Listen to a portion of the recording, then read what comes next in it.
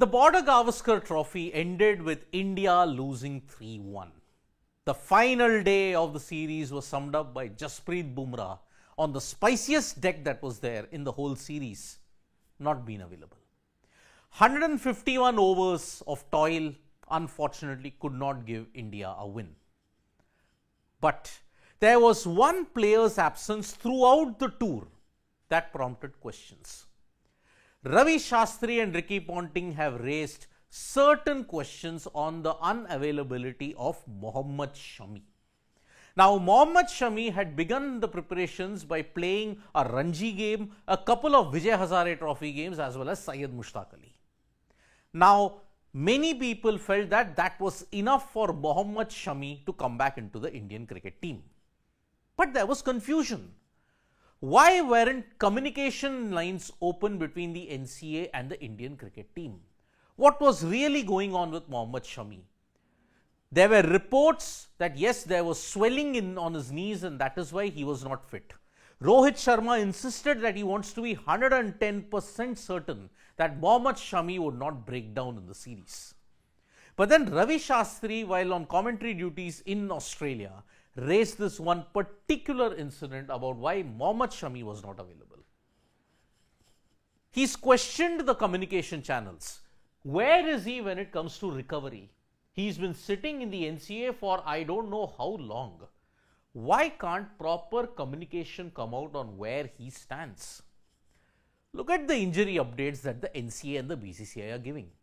Is Shami fit? Is Shami unfit? We don't know. It's all coming through leaks. No one is willing to come out in the open and on record say that Mohammad Shami is fit or unfit.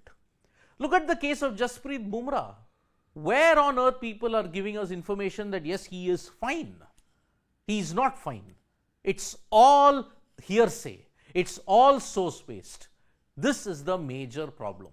And throughout the entire series, we came to know that Mohammad Shami won't play because he's got a problem in his knee, swelling. This is a problem. And that is why now Mohammad Shami didn't play the entire BGT. But what a big difference it would have made if Mohammad Shami was there, because Ravi Shastri had a plan for Mohammad Shami if he was the coach. He stated, I would have brought him with the team, kept him, monitored him with the best of the physios and best of the advice, even from international physios who are in Australia, and seeing how he went. So what the Indian cricket team should have done is kept Mohammad Shami in the squad, rehabilitate with the team, see how he's going about. If there was an update after the third test that yes, Mohammad Shami was not fit, then send him back.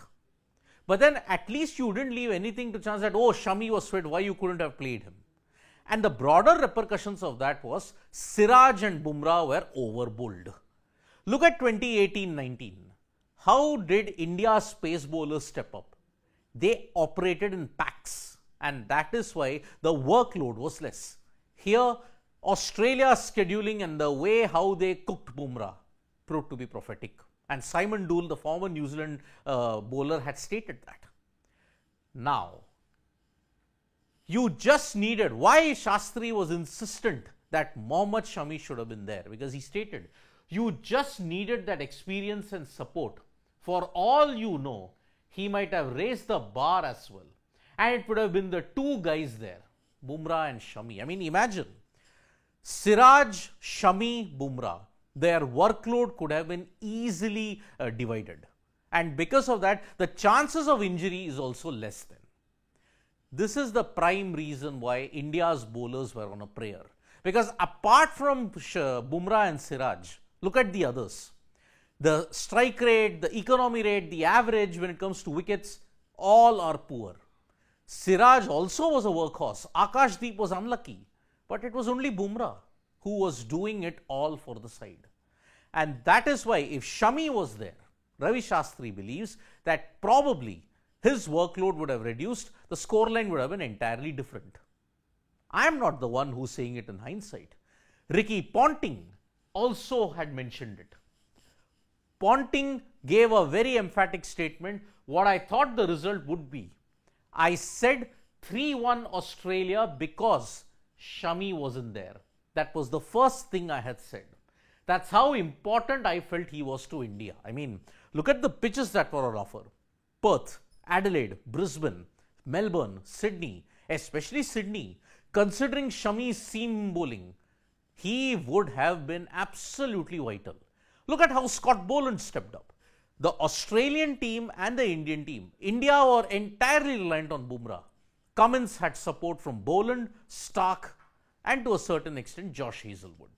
But apart from that, the Indian bowlers didn't have that support. Imagine Shami doing what Scott Boland did.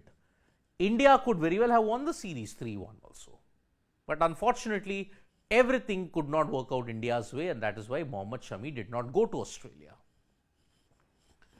This is what Ricky Ponting echoes. He says, if Shami, Bumrah and Siraj were in their starting team, I think things would have been completely different here in Australia. Agreed. It could have been 3-1 in favour of India. Because Adelaide, looking at it, perhaps yes, they would have not managed well. But Melbourne and Sydney, looking at the way Shami would have swung the ball, it could have meant that Australia could not have gotten to 350 plus, 340 plus in the second innings in Melbourne. Sydney also, Australia could have capitulated. But again, Shami not being there perhaps might have also not made much of a difference, because it was the batters that let you down consistently. And Mohammad Shami and Jasprit Bumrah, looking at their injury history, perhaps even they would have also been phased out. So that is why Mohammad Shami was a big miss according to Ricky Ponting and Ravi Shastri.